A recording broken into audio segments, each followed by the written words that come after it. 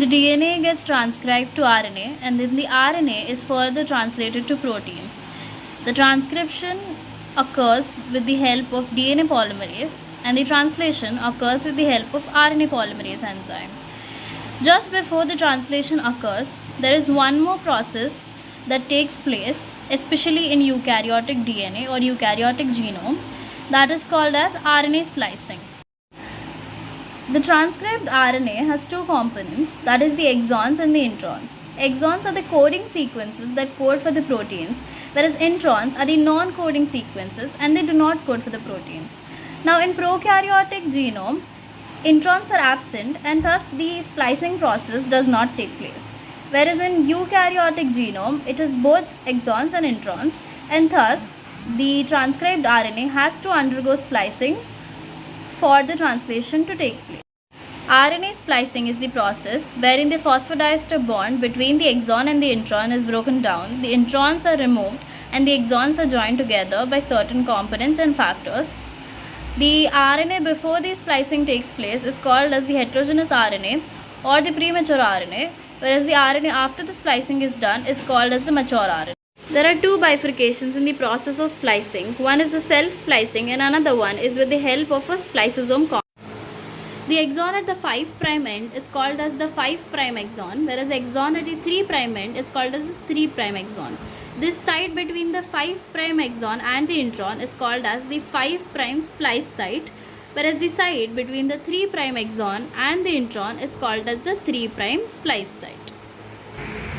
In self-splicing of group 1 introns, the intron folds itself in such a way that it has the space to fit a guanine nucleotide in between. This guanine nucleotide that is fit in between the hydroxyl group at the 3 end of the guanine nucleotide reacts with the 5' splice site and breaks the phosphodiester bond between the intron and the 5' exon. The breaking of the phosphodiester bond between the intron and the exon makes the hydroxyl group of the 5' exon, says 5' splice site, react with the 3' splice site, and it makes the intron go away and the exons come together. In case of the group 2 intron self-splicing, there is adenine as the nucleotide instead of guanine. In group 2 intron self-splicing, the intron forms a fold like this as we saw in the group 1 introns, but here they have a free adenine nucleotide. The hydroxyl group at the second position of the adenine nucleotide then reacts with the 5' splice site of the 5' exon, making the phosphodiester bond to break. Although here in group 2 introns case, it forms a loop-like structure that is called as the lariat.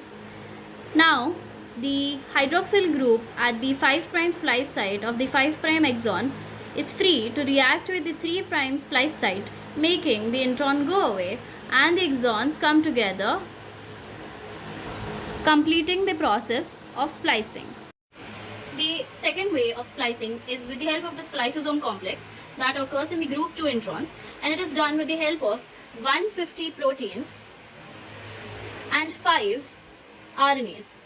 These 5 RNAs are also called as small nuclear protein RNAs, and these are U1, U2, U4, U5 and U6.